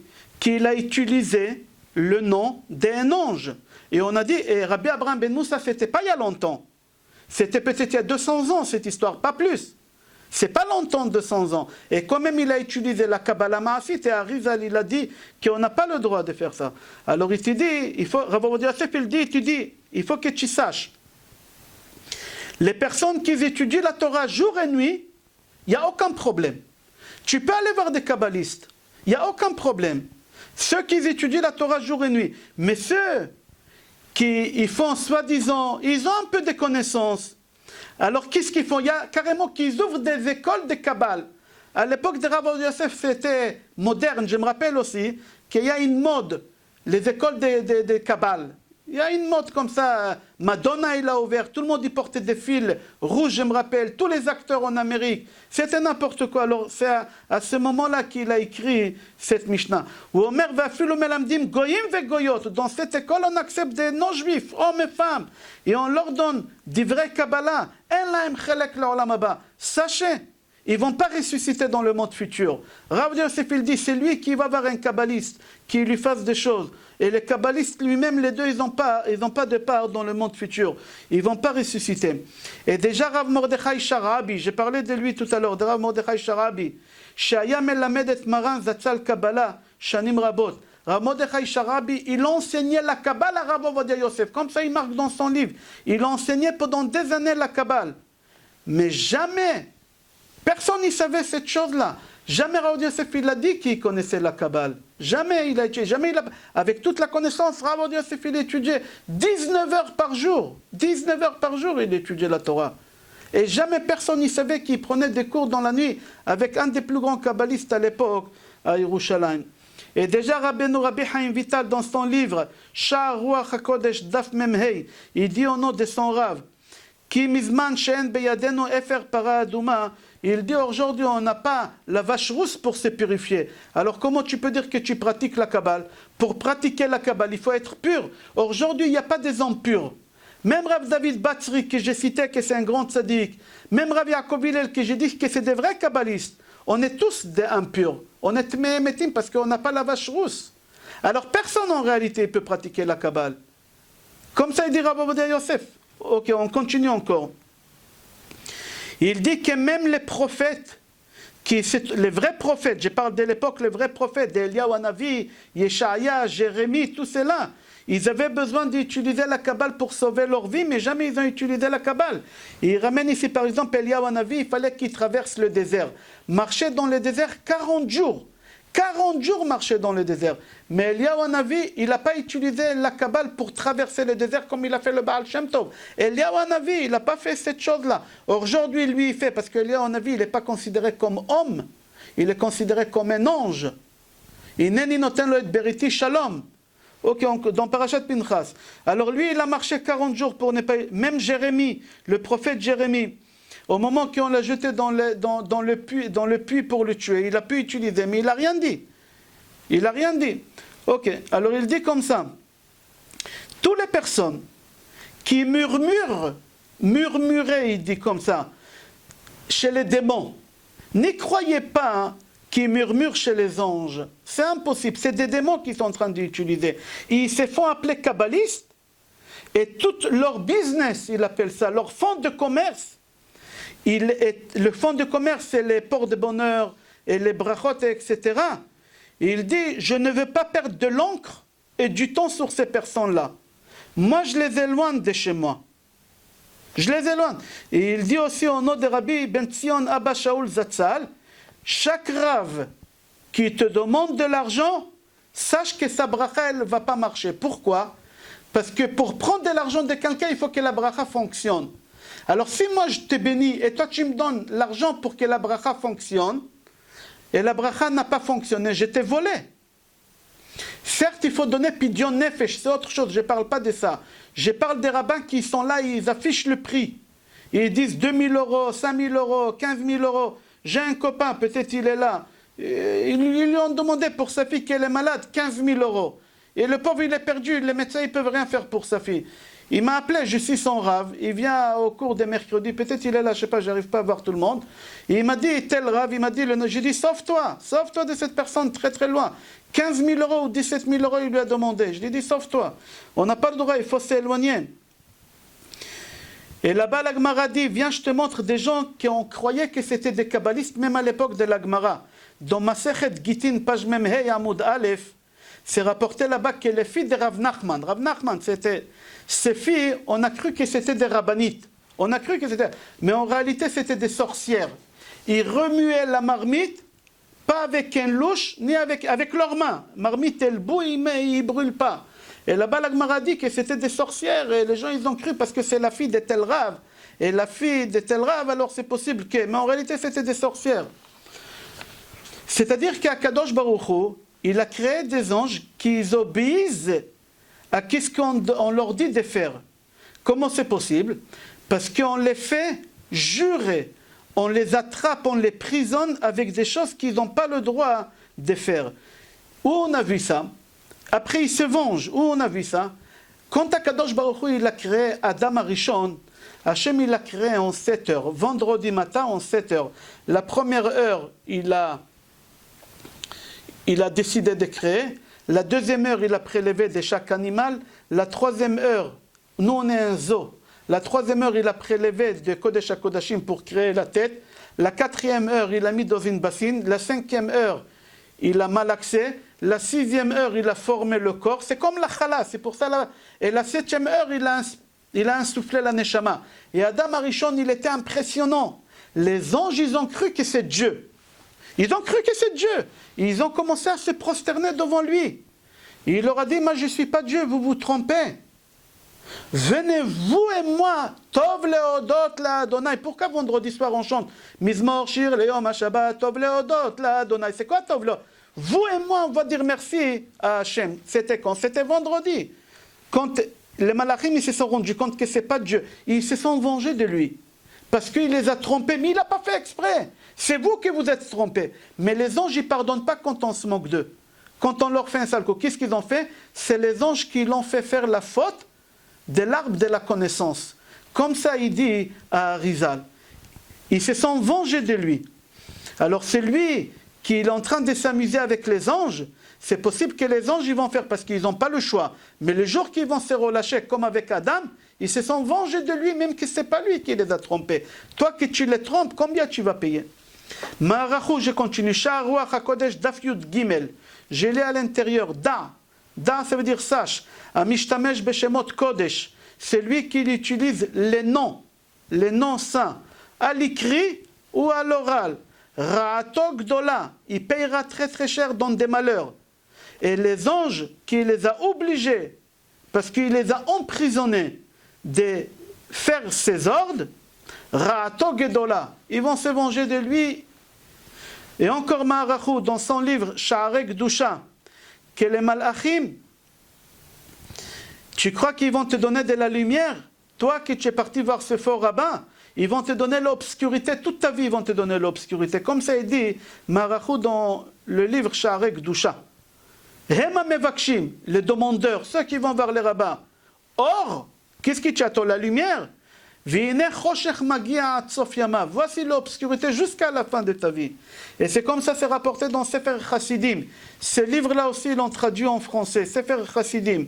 Dans Siman Resh Hei 205. C'est lui qui fait ces choses-là. Pour rattraper un amour. La femme, elle veut partir, ou l'homme, ou pour la parnassa, ou pour la santé, ou pour toute chose. Chas v'shalom, tout malheur. Il faut que tu saches que tu payeras toi et tes enfants et tes petits-enfants. Et la meilleure chose pour toi, c'est quoi? Dans Sefer Chassidim, il dit, comme il dit à Rizal, et il dit la meilleure chose pour toi, c'est de prier à Kadosh Baruch Hu et de lui parler comme tu parles avec ton père. Comme il a dit à Rizal. Et il dit combien de personnes, des vrais rabbins, qui ont pu sauver leur vie, ils ont préféré mourir et ne pas utiliser des noms kabbalistiques. Comme on a vu, la Asara Rogé Malchut, les 10 martyrs. Dans le Midrash Elez Kera, on a parlé de ça déjà la semaine dernière, il y a 10 jours, des rabbanim, Rabbi Akiva, Rabbi Hanania ben Taradion, des rabbanim, des Tanaïm. Rabbi Akiva, il est monté au ciel, il est descendu. Allah le Sha'ar Pardes, il est parti là-bas, il pouvait tuer, non, il n'a pas utilisé, il a dit tue-moi. Il a enlevé la peau le jour de Kippour avec des peines. Et il a pu avoir la vie sauve, mais il n'a rien fait, il est resté comme ça. Alors il faut que tu saches, je lis encore, Sefer Chassidim, et je dis chapitre 205, il est en français aussi, vous pouvez trouver là-bas. La reine, pour cela, si quelqu'un t'a promis une délivrance, il t'a demandé un chiffre d'argent, sauve-toi de lui comme si tu te sauves du feu. Tout à l'heure, la Rizal, il a dit comme de la peste. Pourquoi? Parce qu'il y a beaucoup des imposteurs. Il y a beaucoup des imposteurs de nos jours qui se font passer des rabbins, ils ne parlent même pas des kabbalistes, même rabbins, ils ne sont pas rabbins. Ils promettent des délivrances contre de l'argent. Et il dit, et toi tu y crois, et c'est normal. C'est normal. Pourquoi? Parce que tu te trouves dans des détresses, et tu cherches une espérance, une tikva pour t'en sortir, alors tu t'accroches à n'importe qui. Tu t'accroches. Et c'est pour cela, si quelqu'un il te fait des promesses, qui va régler tes problèmes pour de l'argent, sache que ce n'est pas du tout un rave. C'est pas du tout un rave. Alors il faut savoir que dans chaque domaine, il y a des gens qui sont malhonnêtes. Ce n'est pas que chez les barbus. Pas que chez les barbus. Même partout, dans n'importe quel métier, on peut gagner sa vie dans des façons qui ne sont pas cachères. Mais il faut que tu saches où il y a l'argent facile, c'est là-bas où il y a les imposteurs. Et dans des porte-bonheur, l'argent il est très facile. Les gens ils font la queue. Et comme l'argent là-bas il est facile, alors tout le monde ils se font passer n'importe quel rigolo qui a une barbe de 3 cm, il s'est fait passer pour un kabbaliste. Ils ont décidé de mettre des chapeaux et des choses comme ça et des barbes. Et en retour de l'argent, ils vont te donner bracha ou conseil. Ils demandent de l'argent, il faut faire très attention. Chas Shalom, je ne parle pas de tous les rabbinim, on va parler de ça aussi tout à l'heure. Moi, pour le moment, je parle que des imposteurs. C'est quoi des imposteurs? C'est des personnes qui n'étudient pas au minimum des minimums. Rav Ovadia Yosef, il est posé qu'Alacha. Chaque juif, vous qui vous m'écoutez, même moi-même, qu'on est des juifs simples, qu'on gagne notre vie en travaillant, on est des juifs simples. Le minimum qu'on doit étudier par jour, c'est 4 heures. C'est dur, 4 heures c'est beaucoup, mais c'est le minimum. C'est le minimum. Toi qui tu es comptable, expert comptable, avocat, médecin, le minimum c'est 4 heures par jour. Pour te faire appeler Rav, un Rav d'une communauté, c'est pas moi que j'ai dit, c'est un tableau que Rav Ovadia Yosef il a fait. C'est une halakha. Un vrai Rav qui s'est fait appeler Rav, minimum c'est 9 heures par jour. 9 heures. Moins que ça, il n'a pas le droit de se laisser appeler Rav. Des rabbanim qui veulent recevoir des gens pour leur donner des conseils, minimum 17 heures par jour. C'est-à-dire combien de temps il te reste à dormir? Il y a assez. 6 heures, 7 heures, ça suffit. Mais tu ne passes pas la moitié de la journée sur ton portable et sur ta télévision, ou à table à boire du vin et à boire des whisky, à boire des bochas, et tu te dis rabbin. Non. Pour te faire appeler quelqu'un qui peut donner des conseils et donner des brachot, il faut que tu passes 3 quarts de ta journée dans la Torah. Comme ça il dit Rav Ovadia Yosef, c'est une halakha. Et Rav, c'est minimum 9 heures. Et juif simple comme moi, c'est minimum 4 heures par jour. Alors il faut que tu saches que leur bracha de ces gens-là, qui n'étudient pas minimum 9 heures, je ne parle pas des kabbalistes maintenant, des raves normales, qui n'étudient pas 9 heures minimum, elle ne sert à rien, elle n'est pas utile. C'est comme si tu vas chez ton voisin, ou à la synagogue, va à la synagogue, tu sais, dans ta synagogue, je suppose qu'il y a là-bas des vieux, de 90 ans. Demande-leur un bracha, c'est mieux que demander à ces rigolos. Sa bracha, à lui, elle encore mieux, je te donne. Va chez tes parents, baisse ta tête, enlève ton orgueil, va voir ta mère, vendredi avant Shabbat, demande-lui une bracha. Va voir ton père, c'est la plus belle bracha au monde. La plus belle bracha au monde, c'est la bracha d'une mère. J'ai expliqué ça dans un cours, je ne vais pas être long. J'avance, j'ai expliqué pourquoi de la mère, parce que le tuyau, il vient de la mère aux enfants. Ça ne vient pas du père. Le père à la synagogue, on dit le fils de. Pourquoi? Parce que pour lui faire kavod, mais la bracha, elle vient de... Ok, c'est pas le cours, on continue, parce que je vois que ça fait 1 heure déjà qu'on est. Ok.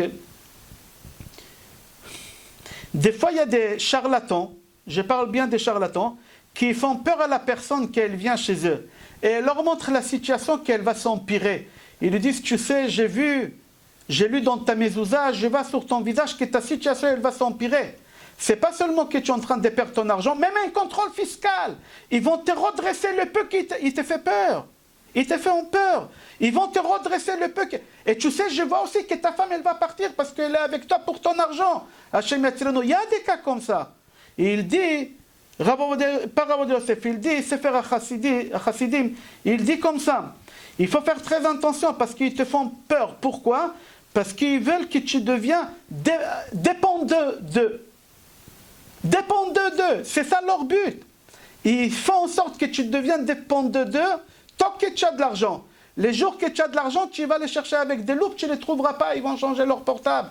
Ils vont te bloquer, tu ne trouveras pas ces personnes-là.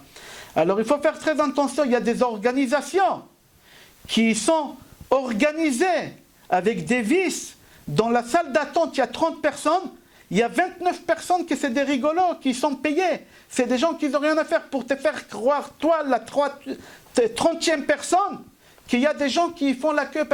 Moi j'ai vu, j'étais dans un endroit comme ça, chez quelqu'un en Israël, il y a des gens qui ont fait la queue. Après je me suis rendu compte, quand j'ai appris le système, comment ça fonctionne, toutes les personnes qui étaient là-bas, toutes les personnes, c'était des gens qui touchaient de l'argent, ils n'avaient pas d'argent, alors pour 100 shekels, ils restaient là-bas pendant 2 heures. Pourquoi? Pour que moi je crois que lui, et après je vais lui faire une pub, que lui, qu'en réalité c'était un rigolo. Il y a comme ça, il faut faire très attention. C'est des organisations, il y a des files d'attente qui sont montées, et on écoute et on transmet à l'intérieur qu'est-ce que tu parles dehors. Il y a quelqu'un qui te fait parler sans que tu te rendes compte pourquoi tu es venu. Moi aussi, je suis, et tu ne sais même pas que l'autre, il envoie des textos, rabat dedans. Ils te font croire qu'il y a quelqu'un dedans, il n'y a personne dedans, c'est un élève qui est dedans, pour te faire croire qu'il y a la demande. Et entre-temps, on a passé toutes les informations sans que tu te rendes compte, et quand tu rentres chez le Rav il est en train de te dire, j'ai vécu ça, j'ai un copain en Martinique, il a eu ça. Je peux lui demander de témoigner, qui monte ici, qui témoigne. Il s'est rendu compte qu'à la fin, le Rav, il a dit, ta femme, elle est roux. Jamais elle est roux. Alors après lui, il a réfléchi, il m'a dit, Raphaël, une seule fois, ma femme, elle a teint ses cheveux roux. Une seule fois.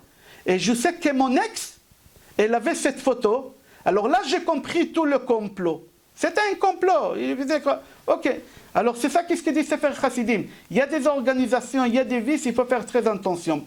Mais il faut faire très attention aussi. Il y a des vrais rabbanim, il y a des rachés yeshivot, des rachés kolelim, il y a des organisations de tzedaka, il y a des organisations de chesed, qui font un vrai travail, les Shem Shamaim, qui aident, il y a beaucoup d'associations qui aident, beaucoup de rabbanim, jour et nuit qui travaillent pour aider. Alors ces gens-là, il faut les aider, il faut les aider, il faut aller voir ces rabbanim pour demander des brachot, etc. Je répète, des vraies institutions que tu sais, parce qu'il y a des institutions qui font beaucoup de pubs dans les journaux. Alors calcule combien ça coûte une page entière de journal, tu sais, c'est 5 000 €. Il y a 4 journaux qui sortent par mois, ça te fait déjà 20 000 €. On a 2 journaux ici à Paris qui sont très courants, ça te fait 40 000 €. D'où tu as 40 000 € de faire passer 2 ou 3 pages par semaine. Alors mon argent, il va où? Dans la pub? Pour te faire connaître? Ou il va chez des orphelins et des veuves? Essaye de réfléchir. Il y a des vraies institutions qui font ces choses-là, mais il faut les aider aussi. Je dis pas Chas v'Shalom tout le monde. Mais moi, je prends mes précautions parce que moi, j'ai vécu tout le temps dans un monde religieux. Depuis que je suis né dans une famille religieuse. Dans une famille orthodoxe, alors j'ai l'habitude. Alors moi, mon habitude à moi, si vous voulez savoir, moi, je vais qui voir? Moi, j'ai un Rav, mon Rav à moi, que je lui pose des halachot, halakha pratique. Comment je dois faire, Et quand j'ai un problème personnel, je ne lui demande pas à lui. Je vais sur le tombe de Baba Sali, je vais sur le tombe de Harizal, Rabbi Shimon Bar Yochai. Là-bas, il n'y a pas d'argent, il n'y a pas la queue. Je n'ai pas peur des personnes là-bas parce que je sais que j'ai pris à Kadosh Baruch Hu, je ne demande pas à Baba Sali qui va m'aider. Baba Sali, il ne peut rien faire pour toi. Rabbi Shimon Bar Yochai, il ne peut rien faire pour toi. On n'a pas le droit d'aller sur le tombe d'un Rav et lui demander de m'aider. Et on n'a pas le droit, c'est interdit dans la Torah, c'est marqué Al tidreshu el hametim. N'y demandez pas aux morts. Quand tu vas sur la tombe d'un tzaddik, tu parles à Hachem. Tu dis, papa, grâce au Saint qui est là, je me suis déplacé jusqu'ici pour me connecter avec toi par lui. Aide-moi, écoute ma prière. Oh, tu peux demander aux morts une seule chose. Va chez Hachem et prie pour moi. C'est la seule chose que tu peux demander. Il y a beaucoup de parents qui meurent et à l'enterrement, j'entends les rabbins dire, oh, votre père, il va vous protéger de honte. Ton père, il ne va pas te protéger d'en. Lui, il a besoin de protection plus que toi. Toi, tu peux aider ton père plus que lui. Il peut t'aider, lui, il ne peut rien faire pour toi. Ok, on continue. Ok, je vais sauter ici des choses parce que ça commence à devenir long. Alors, comment on peut savoir qui est un vrai rave, qui est un faux rave? Alors, pour savoir cette chose-là, il faut savoir qu'on a des grandes de la génération. On les appelle Gdolé Ador. Comme j'ai dans le cas de Rav Kanievski, des rabbanim comme ça, eux, eux, ils n'ont pas le temps de recevoir des gens. Ils n'ont pas le temps, ils étudient la Torah tout le temps. Et quand même, ils doivent se donner à la communauté. Alors ils ont 2 fois par semaine 1 heure. C'est tout. Et quand tu passes, il te dit des choses rapides, il faut comprendre. Il ne veut pas perdre le temps avec chacun parce que la queue, elle est longue là-bas. Allez voir chez Rav Kanievski comment ça se passe. Ce n'est pas tous les jours, c'est 2 fois par semaine, 1 heure. Chaque minute, c'est de l'or. Allez voir des rabbanim, chez Rav Yaakov Hillel, Rav David Batri, ceux qui étudient la Torah, ils n'ont pas le temps de recevoir. Ces gens-là, ça, c'est des vrais rabbanim. Les gens qui perdent leur temps, comme on a dit tout à l'heure, il faut faire très attention. Comme c'est marqué dans Malachi, chapitre 2, c'est un prophète Malachi, je ne sais pas comment on l'appelle en français, Ki sifte Kohen ishmeru, Da'at ve'Torah yivakshu mipehem. Si tu vois quelqu'un qui est saint comme un Kohen, mamash il est saint comme un Kohen, il fait attention à la Brit Mila, il fait attention aux yeux. Da'at ve'Torah, il étudie la Torah. Yivakshu mipehem. Lui, tu vas lui demander des conseils. Pourquoi? Ki malach Adonai tsevaotu. C'est un prophète qui vous dit ça. Il y a 2300 ans, les prophètes. Il y a 2300 ans, dans Malachi, chapitre 2, il te dit Ki sifte Kohen ishmeru, Da'at ve'Torah yivakshu mipehem, Ki malach Adonai tsevaotu. Les gens qui étudient la Torah, même toi, si tu étudies la Torah, Akadosh Baruch Hu, il va t'aider. Tu n'as pas besoin d'aller voir ces rabbanim, les vrais rabbanim. Si tu ne peux pas, tu peux toi-même prendre sur toi des cours de Torah, d'étudier. Et Akadosh Baruch Hu, il va t'aider. Où c'est rapporté? C'est rapporté dans Gemara Chagiga. Chagiga, page Tetvav, Amoud Bet. Il dit comme ça. Si le Rav il est assis, il étudie la Torah la plus grande partie de la journée, Vehagun b'ma'asav, il se comporte bien, c'est quelqu'un de bien, de humble, etc.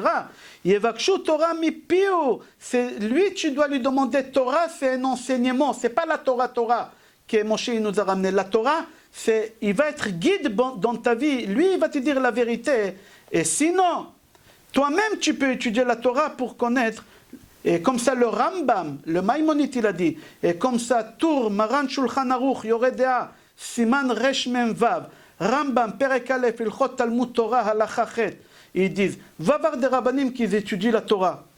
Comme ça, il dit, ceux qui étudient la Torah, ils vont te guider. Je répète encore chez Rav Ovadia Yosef, dans un livre qu'il a écrit quand il était jeune, quand il avait 40 ans, il a écrit un livre qui s'appelle Halichot Olam Chelek Chet, Ilchot Talmud Torah Halacha Seif Dalet. Il dit, tu es obligé de choisir un Rav. Personne ne peut rester sans Rav. Tu n'as pas le droit de rester. Ma fille, quand elle devait se marier, elle m'a ramené des informations sur les garçons, parce que chez nous, ça va vite. 4, 5 fois maximum, on se marie. On ne perd pas le temps. Nous, on sait qu'est-ce qu'on va chercher. Il y a 5 choses qu'il faut vérifier. 5 choses. S'il y a un de ces 5 choses, on annule tout de suite. S'il n'y a pas ces 5 choses, on continue, même s'il y a des choses pas bien. Tout ça s'arrange dans la vie. Il n'y a pas un homme comme il faut. Moi, je lui ai demandé, demande-lui qui c'est son Rav, qui c'est son guide spirituel, pour que je vois sa vision. Il a dit, moi, je n'ai pas besoin de Rav. Je dis à ma fille, tu lui réponds même pas, c'est fini. On ne peut pas vivre sans Rav. C'est comme tu me dis, je vis sans oxygène. Tu ne peux pas vivre sans oxygène. C'est impossible. C'est impossible de vivre sans oxygène. Tu es obligé d'avoir un oxygène. Notre oxygène aujourd'hui tout le temps, c'est la Torah, c'est les rabbanim, quelqu'un qui te guide. Tu es obligé d'avoir un guide. D'accord? Alors on a dit toutes ces choses, on continue. S'il y a un Rav qui te permet, il te promet des miracles, d'accord? Et il faut faire très attention. Personne ne peut te promettre des miracles. Les miracles, ils viennent que d'Akadosh Baruch Hu. Aucun homme ne peut faire des miracles de nos jours. Le Rambam dit, s'il y a un Rav qui vient chez toi, et il te dit ça et ça et ça sur toi des choses, alors tu es impressionné, tu es un imbécile. Rambam, il dit, mais fourrage, tu es un imbécile, parce que c'est pas possible. Qu'est-ce que tu crois? Comme un enfant, il croit au Papa Noël. À ton âge, tu crois au Père Noël. Mais il n'existe pas, c'est Coca-Cola qui l'a inventé, je crois. Et toi, c'est la même chose. Alors, ne te moque pas de cet enfant qui croit à ce papa qui n'existe pas. Ok. Demain, il y a un cours. Je n'ai pas fini, mais demain, il y a un cours. Là-bas, je vais expliquer dans la paracha à 13h. C'est le cours de mercredi. Dans la paracha Behar Bechukotai, comment il faut faire attention de ne pas tomber dans ces pièges-là. Comment ne pas tomber? Demain, Bezrat Hashem, dans le cours. Je continue. Et c'est pour cela il faut faire très attention. C'est faire Rav Ovadia Yosef, je continue. Alichot Olam. Et il dit, c'est lui qui va chez Baba. Il y a beaucoup de babotes. Baba ci, baba ça. Tous les babotes, il dit tu te fais mal plus qu'autre chose. C'est comme, il donne un exemple, tu rentres dans une salle de contrôle, il y a plein de boutons, et tu joues avec des boutons. Mais l'autre côté, il y a une machine qui est en train de tuer des gens. Toi, quand tu vas voir le kabbaliste, lui, il ne sait même pas ce qu'il fait. Il tue des gens, il tue ta famille, il te tue toi. Et tu ne te rends même pas compte. Parce que tu ne vois pas, c'est après. L'autre, il bouge le bouton, mais il ne voit pas ce qu'il fait de l'autre côté de la chose. Comme ça, il dit Rav Ovadia Yosef. Il faut faire très attention. Mis à part ça, que c'est marqué dans Parashat Noach, chapitre 11, Pasuk Aleph. Vous avez certainement appris ça à l'école au primaire.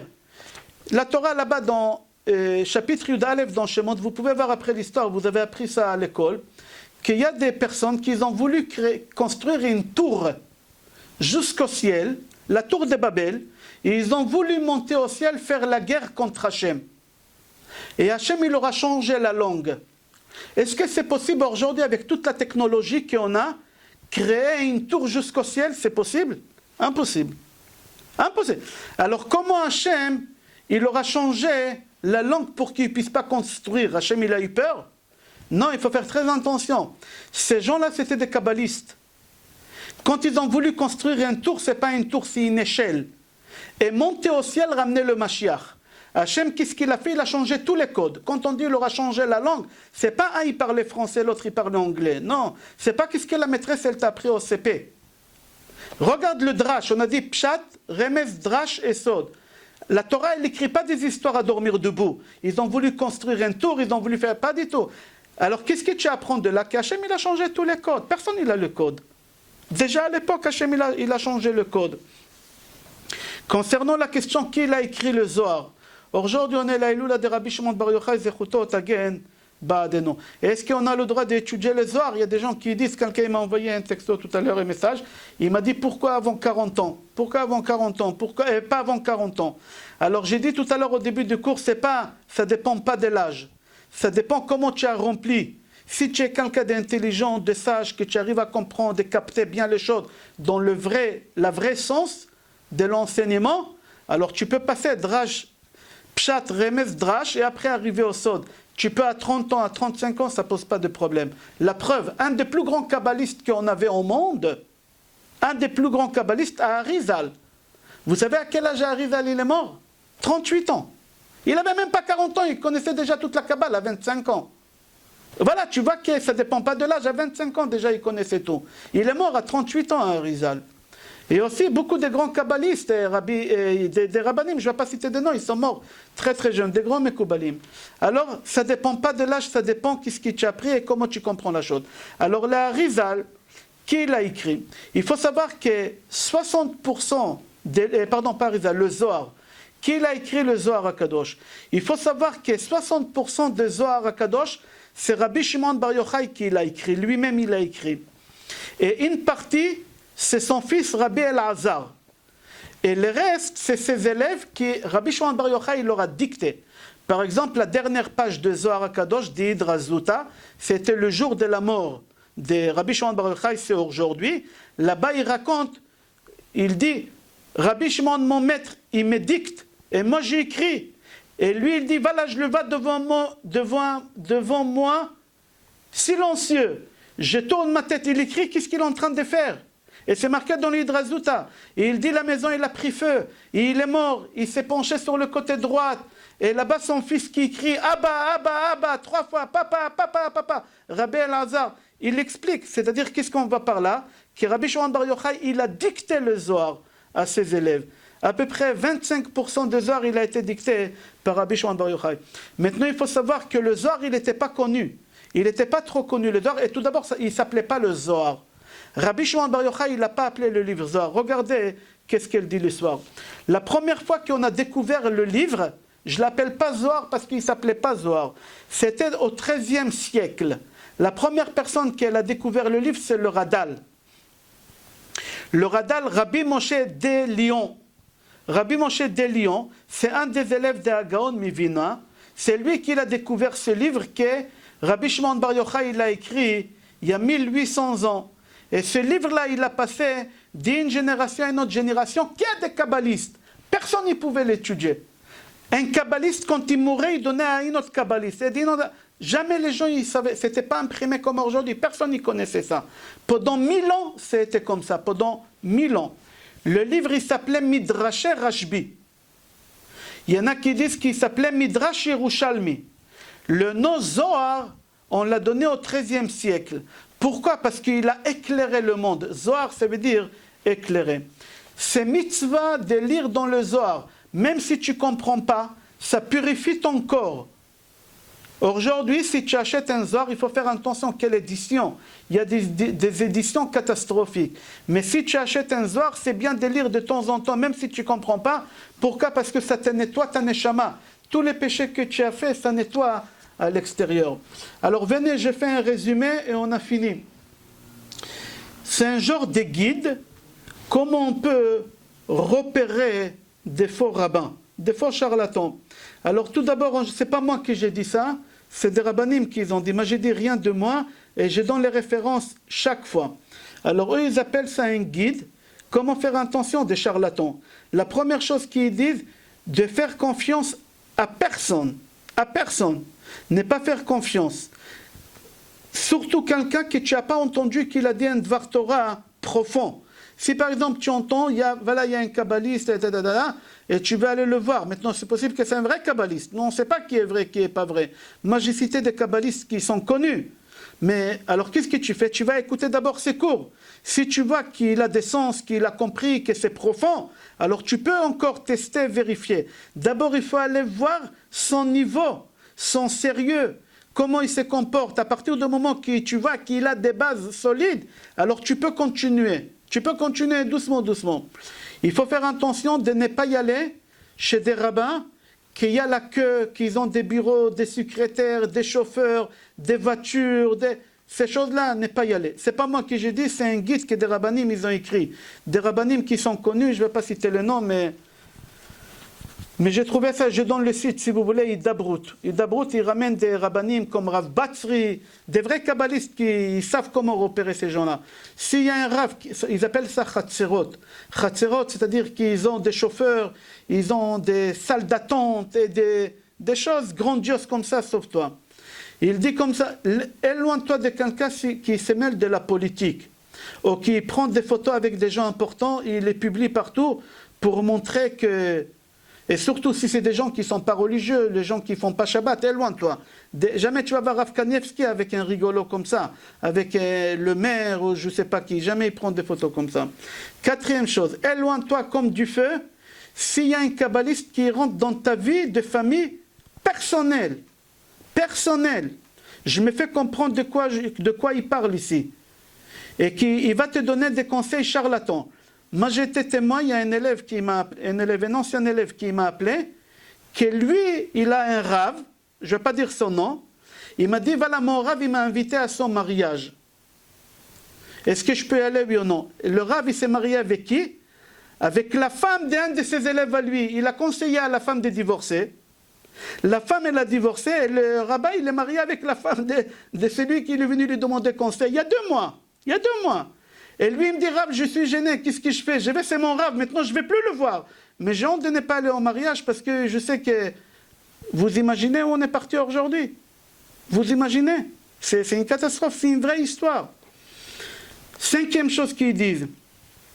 Éloigne-toi des rabbins, quand j'ai dit des rabbins, qui donnent des porte-bonheur, qui donnent de l'eau, qui donnent des fils rouges, qui donnent des bêtises, tu apprends, ça va te protéger, etc. 6e chose, quelqu'un qui n'a aucune connaissance dans le Talmud, dans les poskim, dans les halachot, il n'est pas kabbaliste, c'est un charlatan. Tu ne peux pas monter au 5e étage sans passer par rez-de-chaussée, première, deuxième. Pour arriver au niveau des kabbales, tu es obligé de passer par pshat, remez, drash. S'il n'a rien dit toi, alors il n'a pas pu arriver au 5e. Il faut savoir vérifier le niveau de la crainte de Hachem, la prière, est-ce qu'il fait banet, et la moralité de cette personne, comment Shabbat, kashrut. Il y a des gens, des fois, ils vont n'importe où, ils font des hilulot. Ils mangent la viande n'importe où, ils mangent n'importe... Quel kashrut, pas kashrut, ils mangent tout n'importe... Ça, c'est pas un kabbaliste. Ça, c'est pas un kabbaliste, c'est n'importe quoi. Ok, quelqu'un qui cherche le kavod, quelqu'un qui cherche l'argent, les honneurs, c'est faux et archi faux. Un rav qui raconte des miracles qu'il a fait. ses exploits. Il y a des rabbinim qui racontent comme ça leurs exploits. Et il dit, qu'est-ce que tu as besoin de raconter tes exploits? Éloigne-toi de ces gens-là. Neuvième chose qu'il dit, il faut toujours se renseigner chez ce rave-là. Qui c'est son rave à lui? Parce que c'est obligé qu'un rave, il a un rave, moi j'ai un rave, et mon rave, il a un rave, et chacun, il a un rave. On ne peut pas rester sans guide, c'est un oxygène. Et quand tu as appris qui c'est son rave, tu vas voir son rave, et tu lui demandes est-ce qu'il a transmis, et comment il était, etc. C'est rapporté dans Gemara Chagiga, page 14, qu'il y a 4 rabbanim kabbalistes qui ont monté au ciel. Ils ont monté au ciel. C'est les 4 personnes qui ont fait Elisha ben Avouya, Ben Zoma, ils ont monté au ciel Rabbi Akiva, et ils n'ont pas su comment gérer la chose. Il y a un qui est mort tout de suite, il y a un qui est devenu fou, il y a un qui a quitté la religion. Comme on a dit, si tu vas voir des charlatans, tu quitteras la religion, et c'est ça qui est arrivé à Elisha ben Avouya, frère. La seule personne qui est restée droit, c'était Rabbi Akiva. Pourquoi? Parce que lui, c'était un vrai Mekoubal. Parce qu'il avait un vrai enseignement, Rabbi Akiva. Alors il faut faire très attention et s'éloigner du feu des gens aujourd'hui qui se font passer. Ok, Rabotai, s'il y a des questions, on va répondre, Be'ezrat Hashem. J'espère qu'on a fait le tour.